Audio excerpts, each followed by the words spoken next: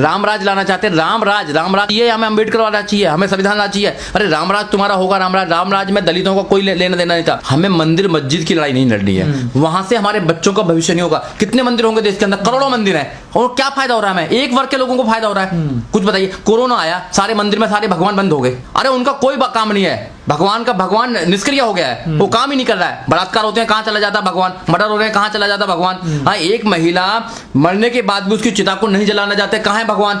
उनको तो नहीं देता कोई सजा।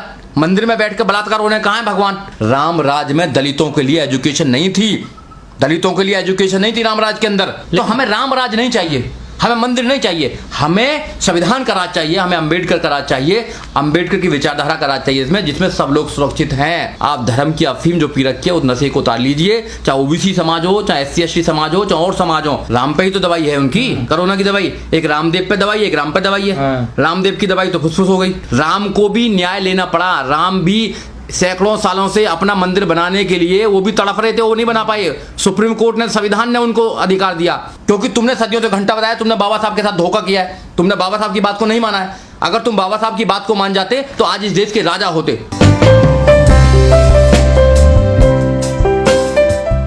देखिए, जहां तक संविधान की बात है, संविधान के माध्यम से जो देश है वो सेकुलर स्टेट है। भारत जो है वो धर्मनिरपेक्ष देश है, और जब भारत सेकुलर स्टेट है तो सेकुलर स्टेट के जो प्रधानमंत्री हैं वो भी सेकुलर होने चाहिए। किसी धर्म का प्रोपोगंडा करना, किसी धर्म को आगे बढ़ाना, ये एक प्रधानमंत्री का काम नहीं है। इससे गलत परंपरा पड़ेगी, क्योंकि जो प्रधानमंत्री हैं वो अगर हिंदू धर्म को आगे बढ़ाने का काम करेंगे, प्रोपोगंडा करेंगे, तो आने वाले समय में लोग भी अपने अपने धर्मों को आगे बढ़ाने का काम करेंगे, जो सरासर गलत है, एक सेकुलर स्टेट की परिभाषा में नहीं आता है। प्रधानमंत्री जी वहाँ पर जा रहे हैं, मंदिर बना रहे हैं, या RSS का वहाँ पर ऑफिस बन रहा है बड़ा, वो तो अलग बात है। पर प्रधानमंत्री को सोचना चाहिए कि अगर इस देश के अंदर संविधान को जिंदा रखना है, जो संविधान की बात करते हैं, वो बाबा साहब की बात करते हैं, वो अधिकारों की बात करते हैं, तो उनको सोचना चाहिए कि ऐसे प्रोपोगंडा जैसे स्थान पर, जहाँ पर राम मंदिर की शिलान्यास रखी जा रही है, वहाँ पर नहीं जाना चाहिए उनको। वो जाएंगे तो देश के अंदर जो डेमोक्रेसी है, जो संविधान की आत्मा है, उसको कहीं ना कहीं ठेस पहुंचेगी, और जो गलत है। तो क्या आपको नहीं लगता सर कि एक संवैधानिक पद पे होकर इंसान अगर ऐसे जा रहा तो वो कहीं ना कहीं संविधान को ताक पर रखकर ये बातें कर रहे हैं, कानून को नहीं मानते? फिर नहीं, तो कानून को देखो, संविधान को तो मानते नहीं है इन लोगों का। इनके एक मिनिस्टर हैं अनंत कुमार हेगड़े, वो कहते हैं कि हम जो आए हैं यहाँ पर वो संविधान को बदलने के लिए आए हैं। ये संविधान की मूल जो भावना है उसको खत्म करना चाहते हैं। जो बाबा साहब का एक सपना था इस देश को समता मैत्री भाईचारा बनाना, वो उसको खत्म करने के लिए प्लानिंग कर रहे हैं। वो इस देश के अंदर मनुस्मृति लागू करना चाहते हैं, मंदिर के माध्यम से धर्म को फैलाना चाहते हैं। ये धर्म जो है, हिंदू धर्म जो है, वो धर्म नहीं है, षड्यंत्र है। बाबा साहब डॉक्टर अम्बेडकर ने पहले ही बोल दिया है, ये एक क्रिमिनल कॉन्स्पिरेसी है उन लाखों करोड़ों लोगों के खिलाफ जो लोग धर्म की अफीम खाकर उनको कुछ पता नहीं है।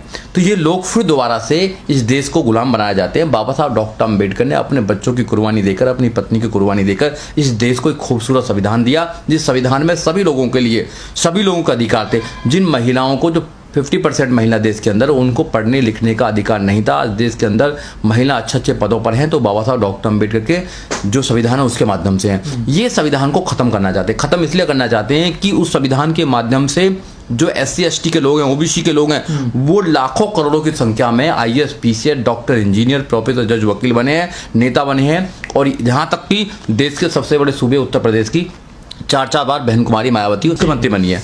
मुख्यमंत्री बनने के बाद में इस देश के चीफ जस्टिस ऑफ इंडिया भी बने हैं, राष्ट्रपति भी बने हैं। ये चाहते हैं कि नहीं, ये तो एक दिन प्रधानमंत्री बनेंगे, प्रधानमंत्री बनेंगे तो ये बाबा साहब के संविधान को पूर्ण रूप से लागू करेंगे, जो हमारा सपना भी है। ये नहीं चाहते। और ये जब से 2014 से 2020 6 साल के अंदर इन्होंने जो संविधान का एक ढांचा है उसको कमजोर करने का काम किया है। लगातार संविधान को कमजोर कर रहे हैं। ये संविधान की तो बात मानते ही नहीं है। ये इन्होंने सबको इन्फ्लुएंस कर लिया, चाहे जितनी भी ED है, आपका CBI है, सुप्रीम कोर्ट है, सब पे इन्फ्लुएंस है इन लोगों का।